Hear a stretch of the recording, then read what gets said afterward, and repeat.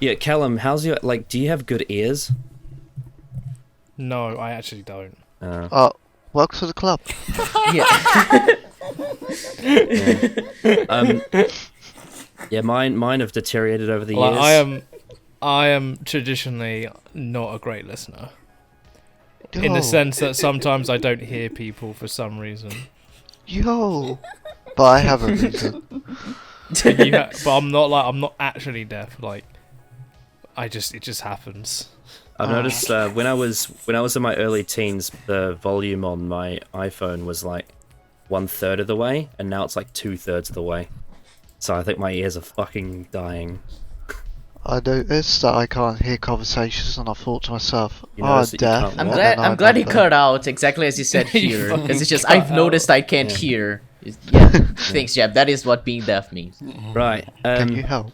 So the reason why we're talking about ears is because what we're going to be doing in this video, and hopefully videos in this series, is we're going to be reacting and reviewing content that is audible. It is audio content, and by that I mean music, which is something that we haven't done isolated stuff on. I guess maybe when me and Adam did like the top 20 Murray Gold tracks, we kind of isolated music reviewing. But the only sort of dabbling that this channel's done in music is when they're talking about a TV show or film, and we, listen to soundtracks and talk about them. But this time, I've decided, and I've been wanting to do this for many, many years, is I'm going to do a review. This channel is going to do a review of like music, like not soundtracks to stuff, as in like music that is made to be actual music. Although, having said that, down the line there will be some soundtrack stuff, but we'll get to that. But yeah, I've been wanting to do this for many years. I've got 4 of my most trustworthy, in-depth reviewer friends from the internet with me for this. I have 3 people who know what this is all about and know a lot about what we're going to be reviewing, that have the similar amount of experience to me, and I assume similar amount of passion as me about this, being Jeb, Marcus, and Tin from Ecom. Hey, Yo. yes, and No one cares. and we have I guess. our lab rat, or our Jake, as we want to call it, the Jake position, the hot seat. We have Callum. Hi. And I am also going to be drinking tea because, hint, well, there's a couple of reasons. Firstly, it helps me relax, which is what I want to do when I listen to music usually, unless I want to listen to something like really, really hardcore. And the other reason is because what we're going to be doing is something that's related to Britain. So, tea is British, isn't it? A bit. in it. Yeah. A bit Yep. in it. Yeah, even though it sucks. A bit in it.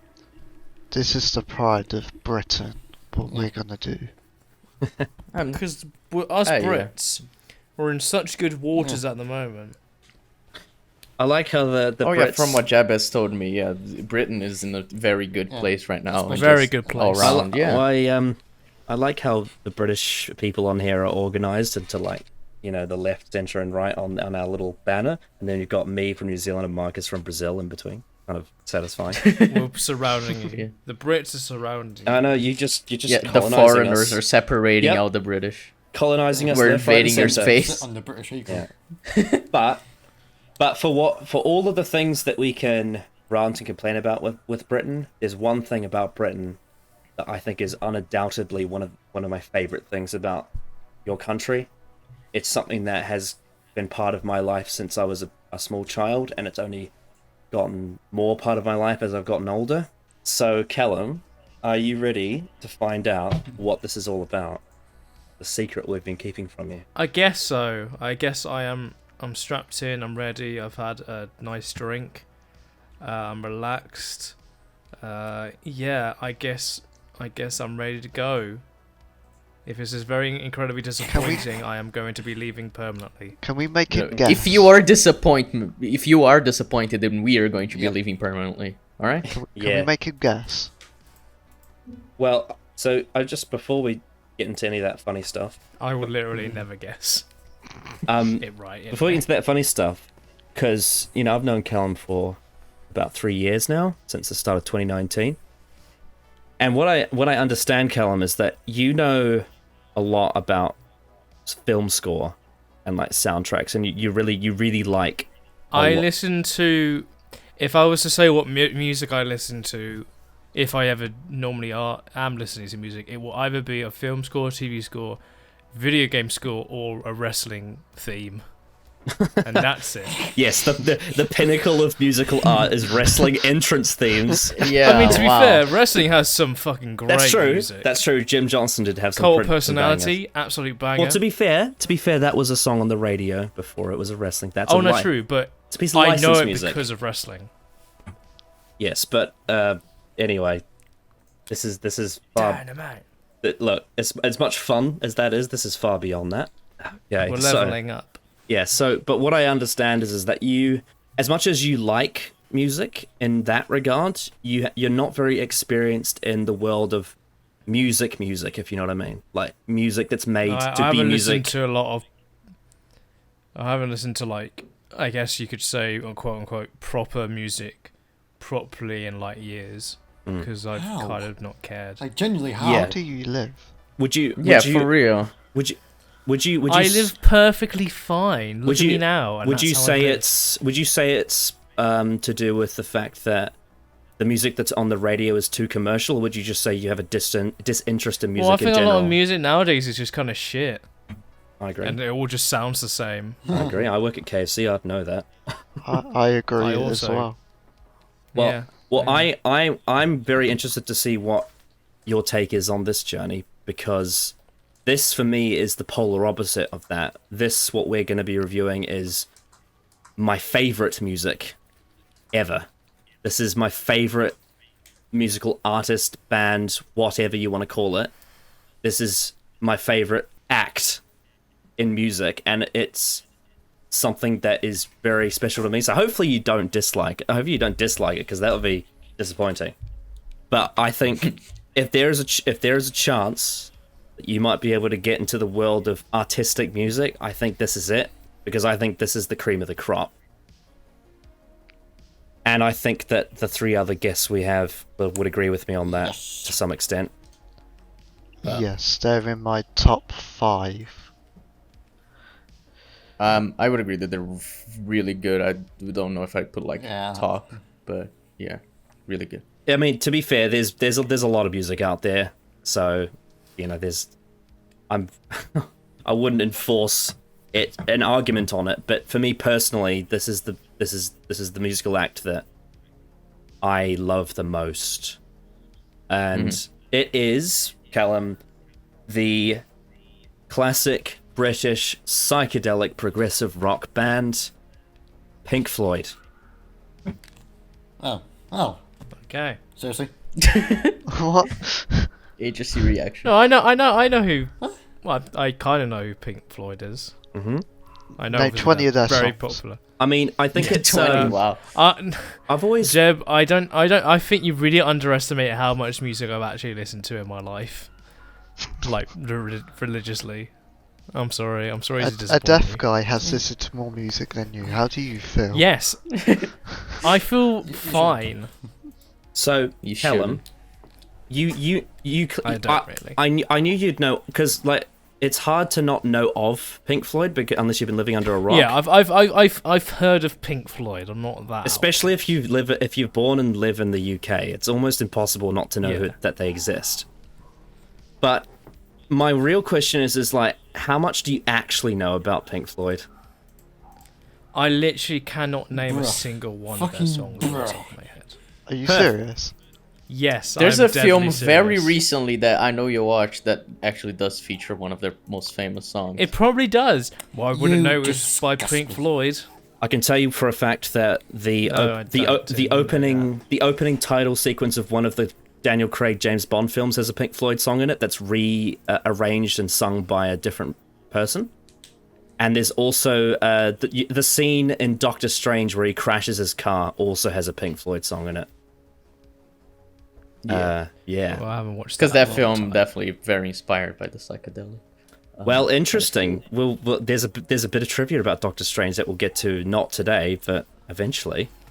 But anyway, Right. so Callum, you know of them, but you have no exposure to them as far as you're aware, and you can't name a single song. On the top of my head, as far as I am aware, my experience is very little at this moment in time. Like, if there is probably songs I've heard that are by, well, clearly apparently there are, and I just didn't know it was by Pink Floyd. So yeah, might I've be already that. been exposed to the music. I just don't recognise it was by this artist. I mean, and I vice would be. versa. I don't know what kind of music your dad listens to, but if your dad hasn't played Pink Floyd, My in dad listens to around you- Coldplay.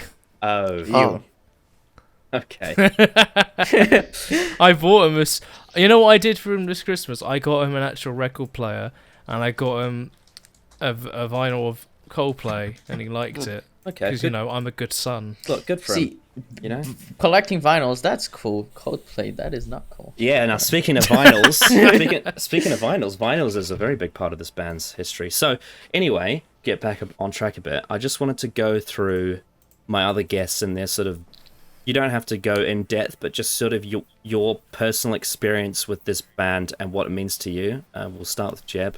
yo. So, when I was about to move to what's known as college here, so I was 15, I began having a music crisis.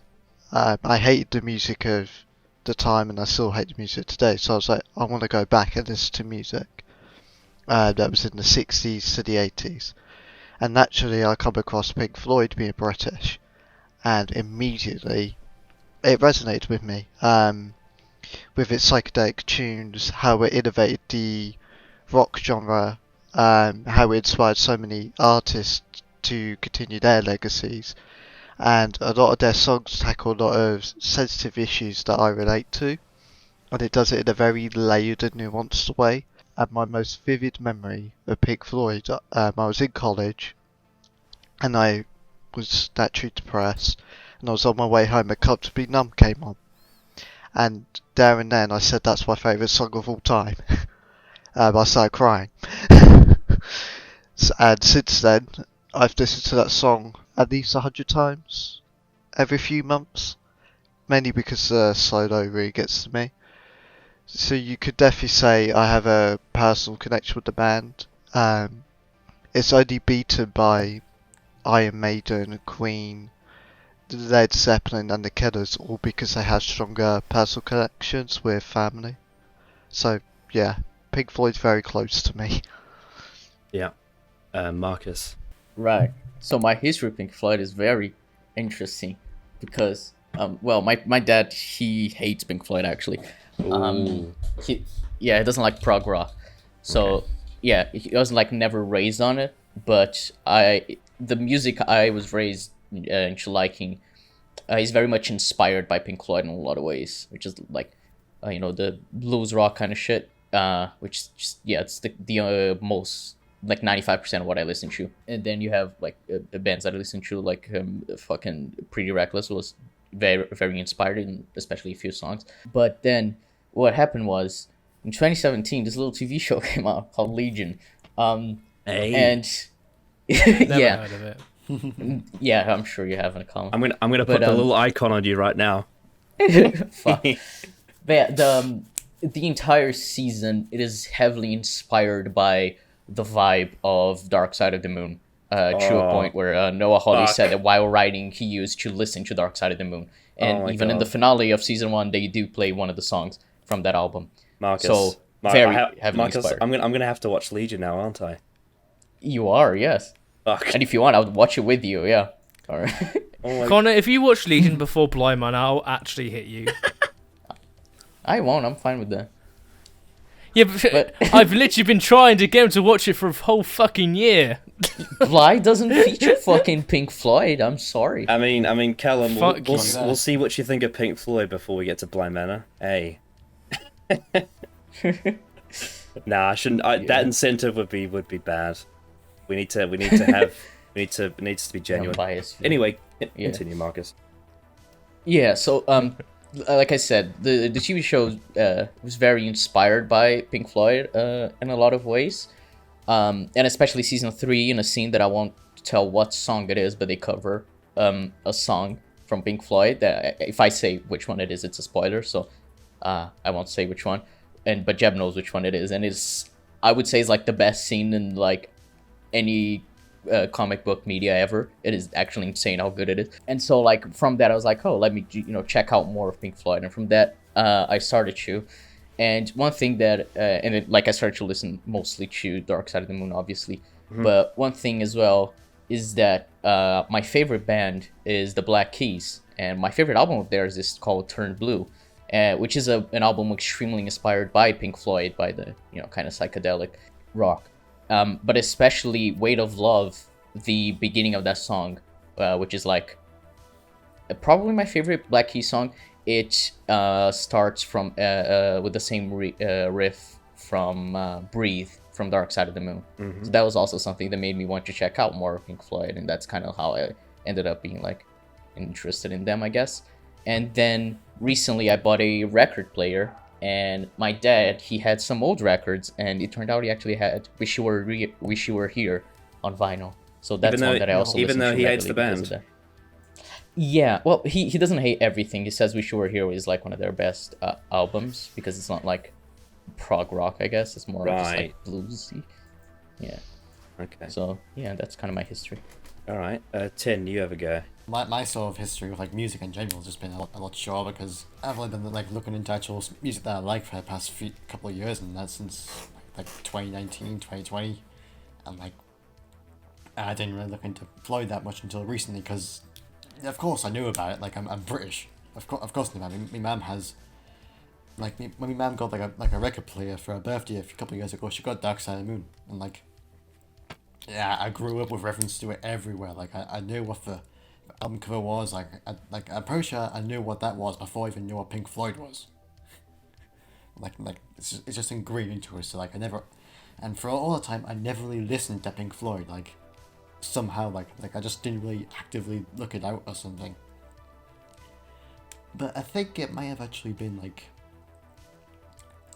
around the time of like maybe Eternals coming out, when like when Time was used in the opening. I was like, yo, this shit is good. And then I saw the rest out, and like I've just fell in love with the band. Like it's honest, like just I'm not much of a psychedelic person. I'm much more of a much more of a rock person, but just the unwindy sort of laying on a hill, getting absolutely high as fuck vibe. Like that's something that I can like. Yeah. It's just really, that's just something that I can really vibe with, and like. Again, like I'm still getting into all the other stuff. Like, and I've still got like listened to a lot of a couple other albums and that, and like, so like this is probably like a first experience for me too. So yay, but yeah, because I mean, exposure is an interesting thing, because I've listened to all of their songs like many times, in the last like 5 years or so. Because my dad introduced me to Pink Floyd when I was a kid. But he introduced me to it through the compilation album from 2001 that was like called The Best Of. And it was only about 26 songs that they had. And it was, admittedly, 26 of, some really good songs. But it wasn't until near the end of my 1-year diploma at the end of 2016 when I really, really dug into their albums. I remember specifically... I was going through quite a hard time near the end of that year. This was also around the time, I think it was about 6 months after that, when I actually got back into Doctor Who again as well, because I'd basically, I was kind of out of the show for a bit. I was still watching it when it was on, but I was kind of not really into it for a few years. But I remember specifically near the end of that year, I remember I had these very long bus rides to and from my course, because they were like 75 minutes to get there and back.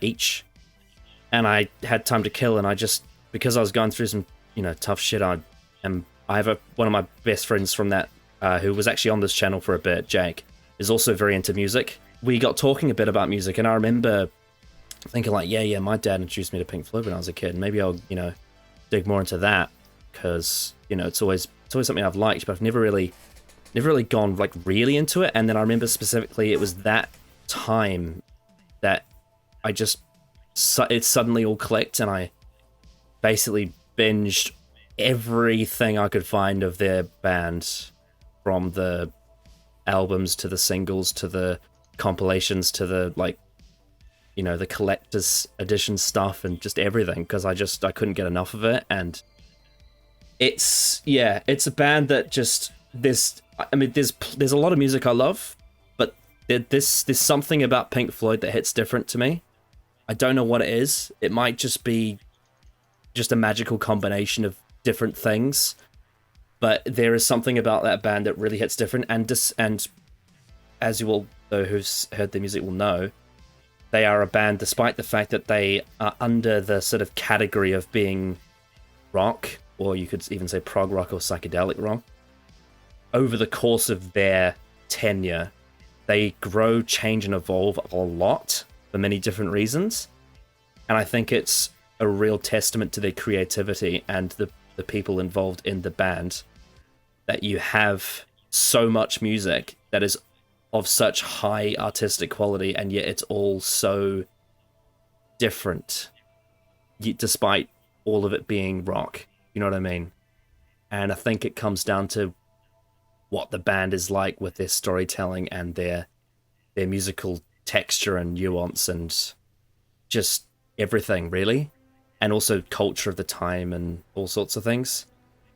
So I think they're a very special band, and I'm very, very interested to see not only what Callum thinks of them, because I have no idea. I have no idea what's going to happen with that.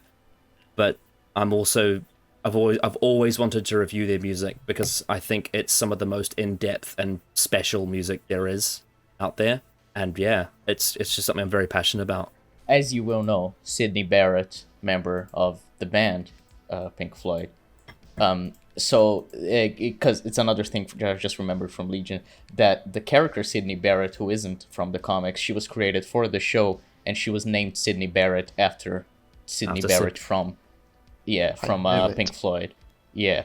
And it relates a lot, especially to what the show deals with, considering the show deals with a lot of mental illnesses, so... Yeah, well, it's good that you bring that up, because he's probably going to be the main person we talk about in this video. Because we're going to be reviewing them in order. And so what I'll do, Callum, is I'm basically just going to give a rundown of the Pink Floyd band members, give you a little bit of context and history of who they are. Pink Floyd, over their run, has 5 band members. This is a picture of all 5 of them together. But they have a bit of a complicated history of band members going in and out, which we'll go through, because there's quite a story to this band, and it's very complex because there's a lot of so in terms of artistically speaking, they have incredible chemistry. All of them, all 5 of them, have incredible chemistry together. But at the same time, they also have a lot of friction as well. And their relationship is quite fractured for many reasons. But despite all of that tension, all 5 of them bring something very special. And they are, all 5 of them have they're very, very talented. Syd Barrett, who basically formed the band, and he's the front man for this first album we're going to be listening to today. And he's the one that Marcus was talking about in regards to Legion. He's very, very charismatic, very enigmatic, very creative, very psychedelic. But he's also quite tragic, because he not only has a lot of demons in terms of drug use, but also mental illness. And so, whilst he may have formed this band, he very quickly ends up being exiled from it. However, despite that, a lot of his contribution to this band becomes part of their storytelling as they go on. But yeah, Syd Barrett is a very interesting person. You could almost say it's almost somewhat sad to think about him, because he's one of the most influential musicians in the history of, in like modern British music, or just music in general, I guess, in our time. And yet he never really got to see what impact he left, because, you know, by the time that his mental health collapsed, he basically became a recluse for the rest of his life. There's a lot to get into with him, but I think he is a fascinating person. He started out trained as a painter, so he was actually a painter before he was a musician. He's very... He never wanted to be famous. He hated the whole idea of being a rock god. And he's also very erratic and very unconventional, you could say. But he's a very special individual, and there's not really... I can't say I've ever heard a musician or even an artist in general that's even like him. Like, he's a very distinct human being. But I think for all of that, I think he's made some amazing music and has been very influential. The second band member that I'm going to talk about is one that's not going to appear at all in any music we listen to today, but it is the band member who taught Syd Barrett how to play the guitar, and that is David Gilmore, who becomes part of the band later, and unfortunately ends up replacing Syd Barrett. I say unfortunately, but at the same time, David Gilmore is also incredible in his own way. But it's there's kind of a sad story to it in a way, in the sense of, like, David Gilmore's the one that taught Syd how to play guitar, and then he ended up being the one to replace Syd as the front man of the band in some ways. At the same time, Gilmore is also an incredible musician. I think he's one of the best guitar players to ever live. I think he has one of the best singing voices I've ever heard. I think he's just... There's something very special about him, to where whenever I listen to something that he's heavily involved with, it's almost like this magic spellbinding power where he's just got this relaxing, soothing energy to his music. But we'll get to that later, because his stuff isn't today. And also, then... oh yeah, go ahead, I Jeff. just wanted to add how he helped steady the tides for the band after Waters leaving. That's true. Yeah, we'll get to that much later. But speaking of... And also, David Gilmour and Syd Barrett were very good friends at school. And when the band Pink Floyd first formed, David Gilmour he was going, basically, you know, playing music in the street, and then eventually ended up as part of the band after that. But Gilmour originally was intending to, you know, do his own thing outside of Pink Floyd, but then ended up being part of it, and ended up being possibly the most known figure. Like, when people talk about Pink Floyd, David Gilmour tends to be the one people talk about the most, which is interesting. Here in Brazil, it's actually Roger Waters that people that wouldn't surprise me either, because one of the other big figureheads of Pink Floyd is Roger Waters, was also a very close friend of Syd Barrett. But interestingly, him and Gilmour were never friends, and never will be, for many reasons that we will get into. But the majority of friction in this band later on comes between Gilmour and Waters, despite the fact that musically they are a perfect match, which is very interesting, I think. But I think to talk about Waters as an individual, I think what he contributes to the band most is writing, because he is a bass guitar player mostly, and he does sing.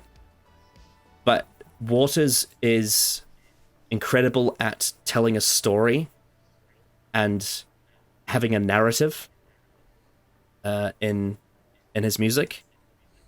And I think there's something very special about him as well. But also, I think he also is someone that starts a lot of drama, because he has a very prickly personality, let's say. I don't think he respects his bandmates as much as they deserve. And I think Roger Waters sometimes takes too much credit for himself, even though some of it is deserved, because he did create a lot of what makes Pink Floyd great. There's a lot. But despite that, he is an incredible songwriter and a great singer, a great performer. But Yeah, those three names Also are a good writer for screenplay, considering he wrote oh yeah, The Wall, the film. yes, true, of course. Yeah, he definitely adds a cinematic quality to their music, which is something that I know, Callum, you'll probably really like, because I know you like cinematic music. I do. But they are the three big figureheads of this band.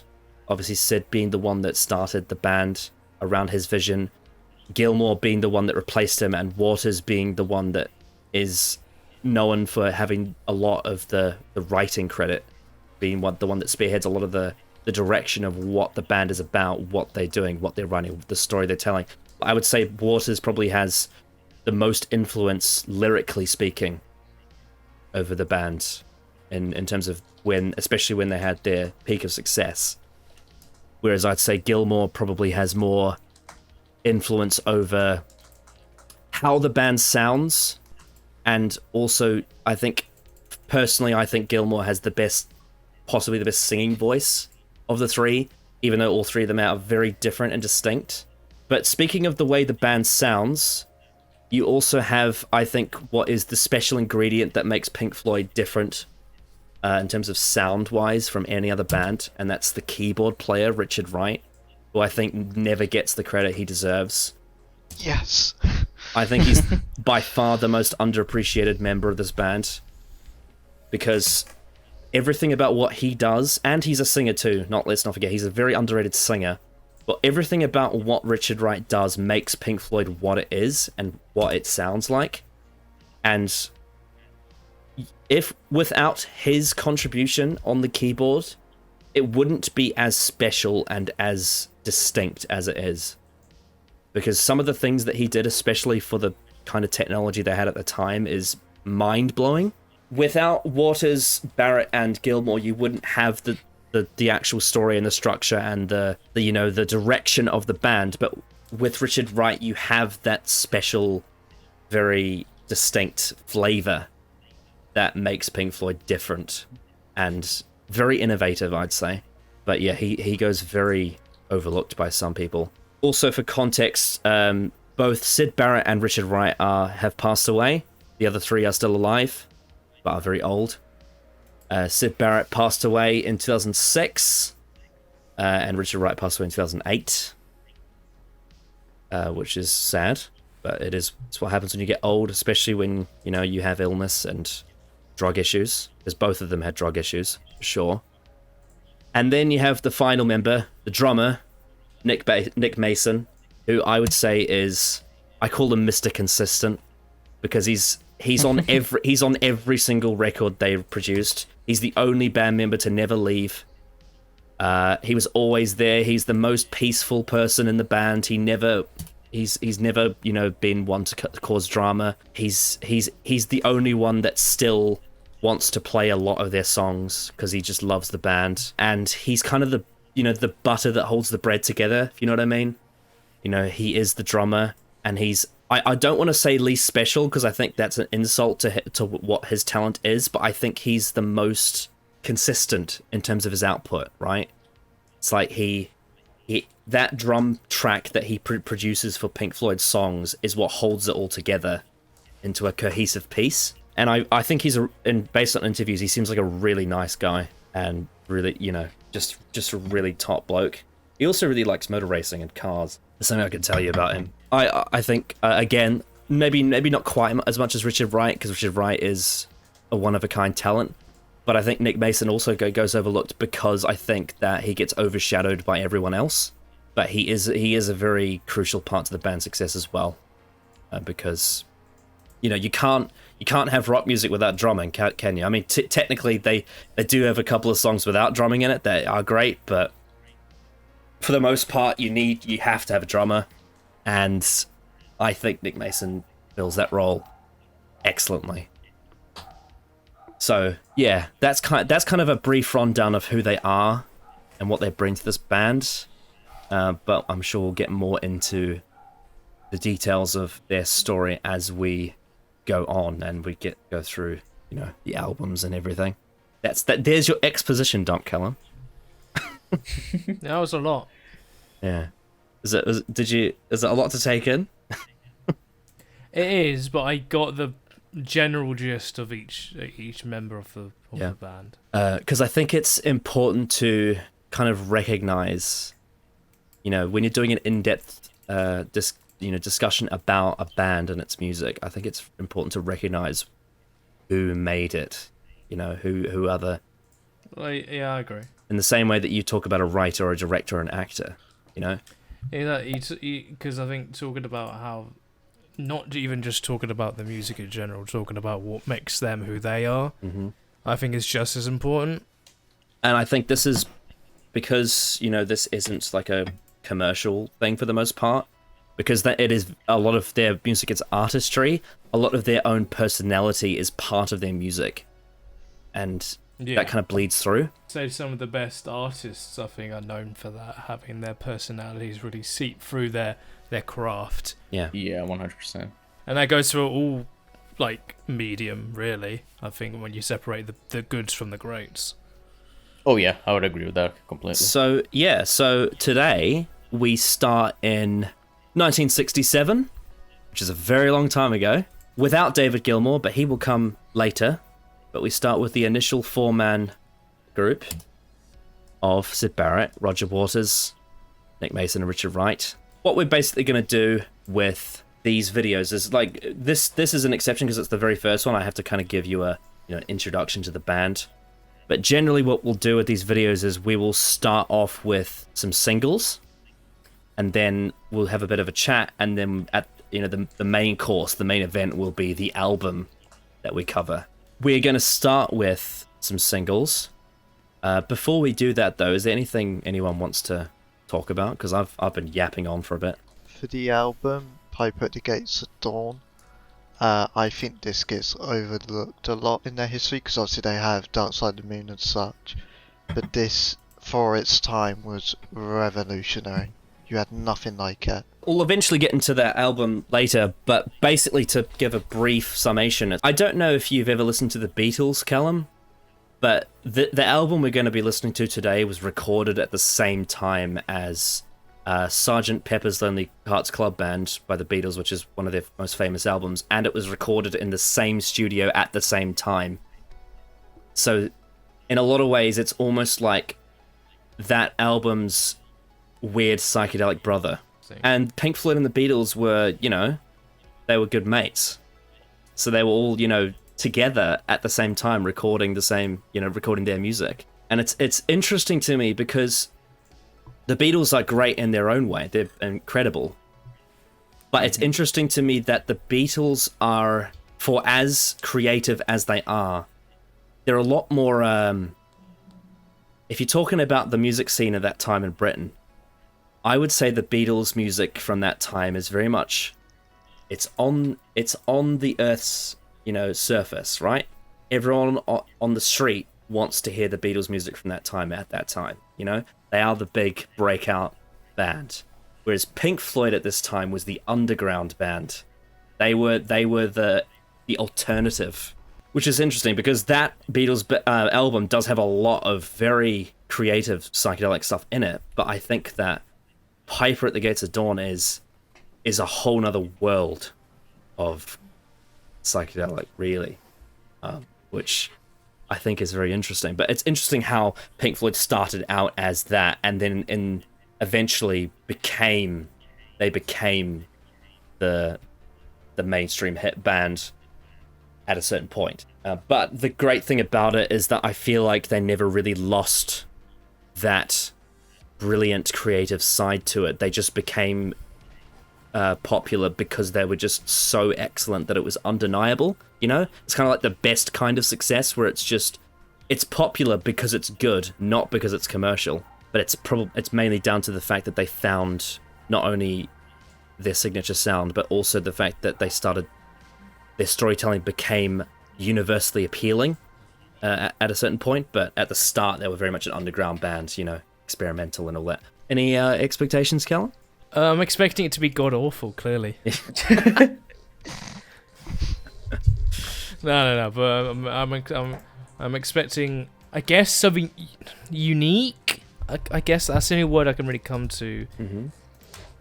Yeah, that's kind of what I'm expecting. Okay. Something, but something unique, but also quite familiar. I'd imagine. Well, given that That would it's trigger in my mind. given that it's British, maybe that might Yeah. it might resonate with you in that regard, because And I definitely actually, think you find it a bit familiar with how it influenced so much that came after that you like spot some Yeah. influences, Yeah. I guess. I also think that one thing I love about, because Sid Barrett, for the majority of the songs we listen to today, is the lead singer. One of my favorite things about him is that he sings with a British accent, because there's a lot of British singers now that sing with an American accent because it's easier to rhyme. Yep, I fucking hate that. Yeah. Well, Whereas, that's so something that I much. find really interesting with Arctic Monkeys, that Alex Turner also sings with like his very clear accent from, I think, Rotterdam. Yeah. Not Yeah. Rotterdam. but that's something I love about Sid Barrett, is that he sings with a British accent, and that's cool. You know. Because hot take, the traditional British accent is better than all the other American accents. I Sorry, agree. but it's just One thing I will say is, I guess, to just I don't want to spoil anything, but to just sort of give a small idea of what Sid Barrett's music is like, the music that he writes. He's very much a storyteller. He likes to tell stories within his music. He's very much into like folklore, and also telling stories based on his own life experiences and all that. And sometimes when he sings, it's like he's talking to you, if you know what I mean. It's like he's having a conversation with you through his music. And I remember as a kid that appealed to me a lot, because it's like when you, as a kid, when you sit down to listen to a tape of, a story, except it was a song. And I think there's something very charming about that.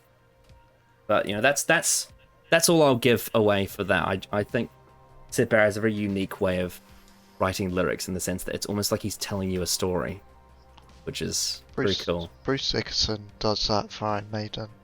You could tell what separates certain vocalists through their enunciation, which is very deliberate to give across that story. Yeah. The first single we're going to listen to is the first single they released as a band in 1967 under the name Pink Floyd, because they were called the T-Set before that, 2 years before, and they released different... Well, they didn't release, but they had different singles that we may touch on at some point, but it's not as relevant because it's not really the same band. It doesn't have the same flavor. They were more of a like English country rock band back then, and they had a different band member as well. But this is the first single they released as Pink Floyd with this style of music.